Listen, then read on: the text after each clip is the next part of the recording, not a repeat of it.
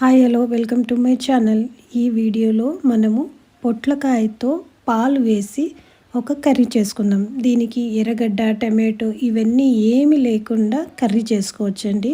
ఇది ఎలా చేసేదో చూద్దాం. దీనికి మనకు పాలు, మిరియాలు, ఎండుమిర్చి, తెల్లగడ్డ, 2 స్పూన్స్ రైస్, ఎండు కొబ్బరి, పొట్లకాయ. నేను ఇక్కడ పచ్చి శనగకాయలు వాడుతున్నానండి. మీరు ఈ ప్లేస్లో అనపకాయలు కూడా వేసుకోవచ్చు, అది కూడా టేస్టీగా ఉంటుంది. ముందు ఈ కట్ చేసుకున్న పొట్లకాయ మళ్ళీ శనగకాయలని బాయిల్ చేసేదానికి పెట్టేద్దాము. సాల్ట్ వేసేసి ఇది బాయిల్ అయ్యేదానికి వదిలేస్తామండి. ఇది బాయిల్ అయ్యే లోపల మనము మిక్సీ వేసుకుందాము. ఫస్ట్ 2 స్పూన్స్ బియ్యాన్ని ఫ్రై చేసుకోవాలి, డ్రై రోస్ట్గా చేసుకోవాలి. దాని తర్వాత ఎండుమిర్చిని ఫ్రై చేసుకోవాలి. ఈ రెండే అండి మనం ఫ్రై చేయాల్సింది.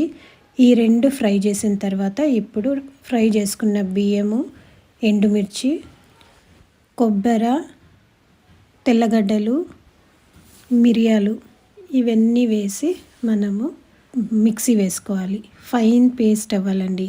ఇప్పుడు బాయిల్ అయిన ఈ వెజిటేబుల్స్లో మనం మిక్సీ వేసుకున్న మసాలాని యాడ్ చేయాలి. ఇది బాగా బాయిల్ అవ్వాలండి. ఆ పచ్చి వాసన పోయేంత వరకు బాయిల్ చేసుకోవాలి. ఇది ఎంత బాయిల్ అయితే అంత టేస్ట్ ఉంటుంది. చూడండి, ఇలా బాయిల్ అయిన తర్వాత ఇప్పుడు మనము ఇందులో ఒక 1/2 కప్ అంత పాలు వేసుకుందాము. సిమ్లో పెట్టి పాలు వేయండి.